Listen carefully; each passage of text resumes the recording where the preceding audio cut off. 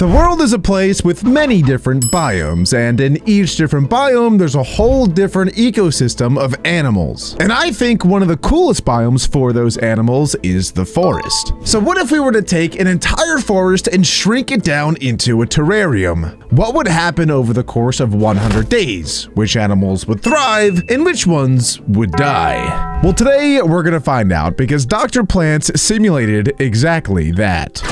100 days ago, this forest was nothing more than a graveyard. But with time, it evolved through rain and fire. Whoa. Watch as fire. empires rise and predators fall. Oh, it's a jumping but the real spider. question is, who can survive? Wow, this is gonna be cool. The tank was built from dirt, a log, and a fox skeleton from head to toe. I was wondering what kind of skeleton that is. I didn't realize that foxes have such like creepy looking heads. But this video is really awesome so far, and over on the Beck Bros channel, we're actually starting to film similar videos to this because we've been very inspired by Dr. Plants and Terra Green and other channels similar to this style. And I actually have some terrariums in the room right next to me, so this is really cool. It may look barren now, but where there is death, there is life. Whoa.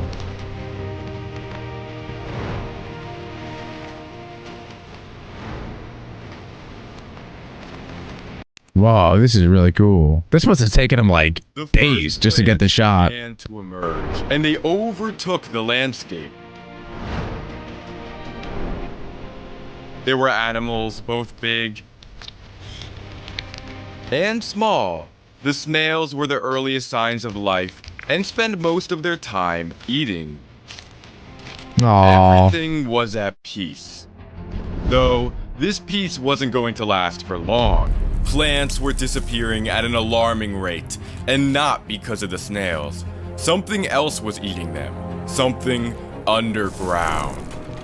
Earthworms. Whoa. They were taking. How did he even get that shot? How did he stick the camera underground? How did he do that? I need to figure that out. But okay, so far it's been pretty tame. We only have earthworms and we have snails. Nothing too crazy, but I think eventually he's going to introduce some predators who are going to have to deal with these worms and snails and other microorganisms out there. Destroying everything in their path. I needed to control them. I needed a predator. Meet the eastern worm snake. She is a master worm hunter, and hopefully she can keep their population in check. She looks like a worm herself. I wonder if that's how she hunts. I wonder if she tries to like blend in and fake out the worms into thinking that she is a worm, and then she actually just kills them and eats them. Pretty good plan, actually. I think there's some beetles that do that, and spiders that pretend to be ants and then eat all the ants. It's kind of messed up. While this war was going on below ground, something magical began to grow above. Whoa. Whoa. Mushrooms. They are one of the fastest growing species on our planet, and snails have emerged to feed. He's got a lot of snails. Were not the only life within the log. Inside, there lies the beginnings of an empire. This is a queen carpenter ant, and she is raising her first batch of young. Each one of these larvae is going to become a loyal worker to serve her empire. By day 21, the plants had grown dramatically. There were now many forms of life, but could they live together? This slug, for example, had just laid a pile of eggs. She has to stand watch because other animals were out to eat them. Crickets. They were not only eating— I'm not gonna lie, I never really knew what crickets ate. I just assumed that they ate like leaves or something. But they are technically predators then to snails. They eat snail eggs, and I'm assuming they eat a bunch of other types of eggs and larvae out there too. But that's like weird because a lot of predators also eat crickets. Like all spiders just destroy crickets, and there's a lot of other things out there that eat crickets too. Their population was quickly getting out of hand. They didn't have a predator. Until now. Here is a male and female jumping spider. Whoa. They're so make fluffy. One deadly duo. Wait, I'm not even gonna lie though. That one right there looks like a jumping spider that I just got. I'm not even kidding. It looks just, I'm gonna go get him. This is going to spoil one of the videos that I've been working on the Beck Bros channel that won't come out probably for like a month. But I can't not show you. It looks just like him. I know my terrarium looks nothing like his. His is way bigger. It's way cooler. He's got better personality, all this, all that. What I will say though is the video I've been working on is cheap versus expensive bugs. And this is one of the cheap ones. So not only are jumping spiders relatively cheap, but I also got a very cheap terrarium for him as well, which is why this isn't too great. But we got some other ones that are really, really cool for other insects, but I won't spoil it. Anyway, let me try to get a nice close-up of this boy. His name is Jason. If you're terrified of spiders, I apologize. But look, he wove his little web in there. He's looking good. He looks just like Dr. Plant's guy. Same pattern on his behind and everything. Anyway, sorry about that. Let's continue here. After adding them into the tank, they began the hunt. The crickets have incredible eyesight, but the spider's vision is even true. They have a really good vision. They have eyes on the front and back of their head.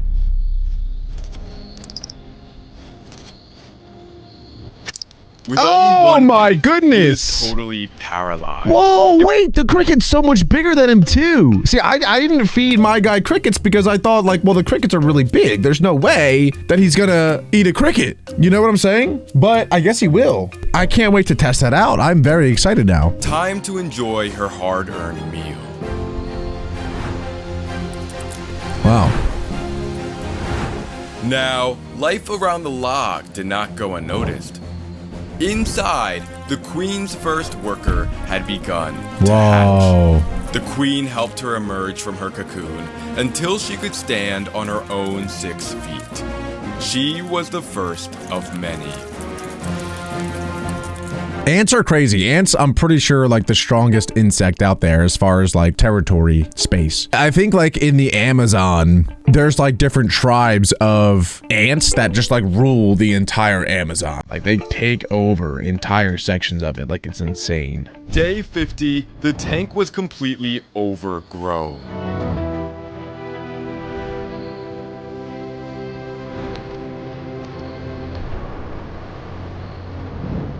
The plants were choking each other out. I needed something to eat them. Something big. Meet the spike plate millipede. That's disgusting, respectfully. I've been associating a lot with animals recently. As you can tell, I have my jumping spider, but I also have a lot of other really cool things over there. And I'm still not to the point where I can look at that and not want to gag. Herbivores should eat many of the plants. After adding them in, they took refuge deep in the undergrowth. They explored the tank, looking for a safe place to hide. This one had walked right past a web. A jumping spider nest. Whoa. This nest was built with one goal in mind, to protect her young. For now, dude, that's she closes so cool. off the door and seals herself. Whoa.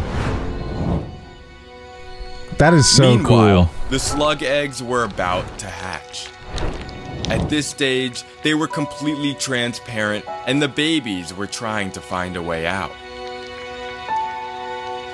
The first baby manages to break free, and soon the rest follow. I have a feeling a lot of them are about to die. I'm not sure why, but I just feel like there's no way they all live. And all of the animals needed to hide. It could only mean one thing. It was about to rain. Whoa. How does he do this, dude? This is literally a movie. This is a movie. My goodness.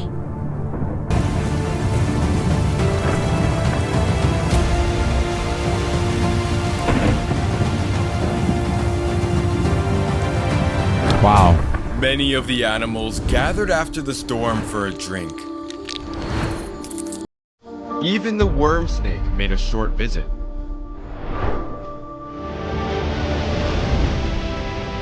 Whoa. By day 80, he's got flowers. Flowers began to bloom.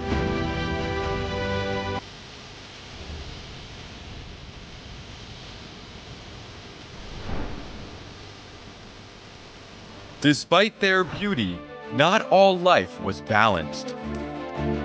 The jumping spiders were having trouble finding food as the ants were taking over. I called it. Ants are menaces, bro. They're literally crazy. They dominate wherever they are. They always win. You cannot beat ants. Inside their They're nest, OP. an army was forming. I needed to stop them. It was time to introduce a new predator. Here is a group of scorpions, and not just any scorpion. These are wood scorpions. They have powerful claws and a venomous sting.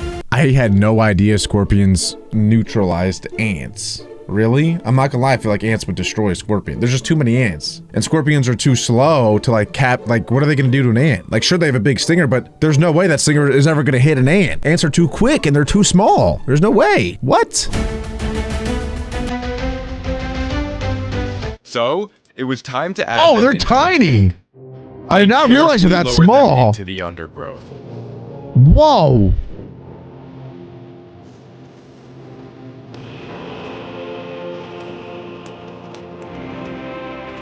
Most of the scorpions decided to take shelter. But this one had wandered into jumping spider territory. What? Jumping spiders eat them? Nah. He has no idea because he is nearly blind. His own...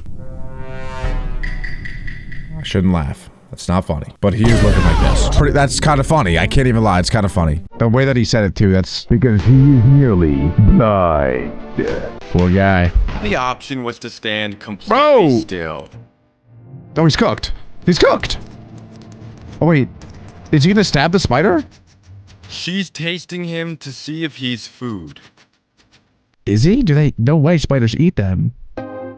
As she begins to walk away, he moves. But why is it not stinging the spider he got now? away with it this time. That mistake almost cost him his life. And soon, day faded to night, and they re-emerged. Whoa, that's right. They glow in UV light. I think They glow most scorpions under do. ultraviolet light, so they can recognize one another. In the shadows, there lived another mythical creature, the ornate harvestmen. They scavenge the dark terrain for whatever food they can find.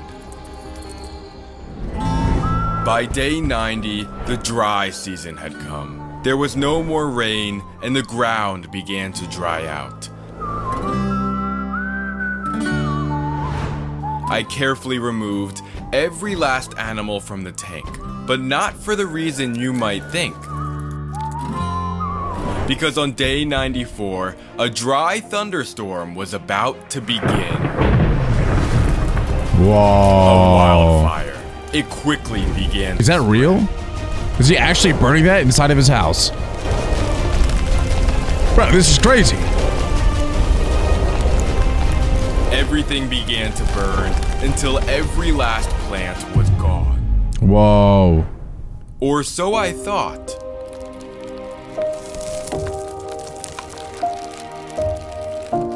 Whoa, bro, this is crazy. From the ashes, the circle of new life. The cycle was going to begin all over again and again. Dr. Plants is up there with the greatest YouTubers of all time, in my opinion. And he does a lot of these 100-day simulation videos, so big shout out to him. And if you want me to react to even more of them, make sure to leave a like, hit that subscribe button, and click right here to watch another cool video.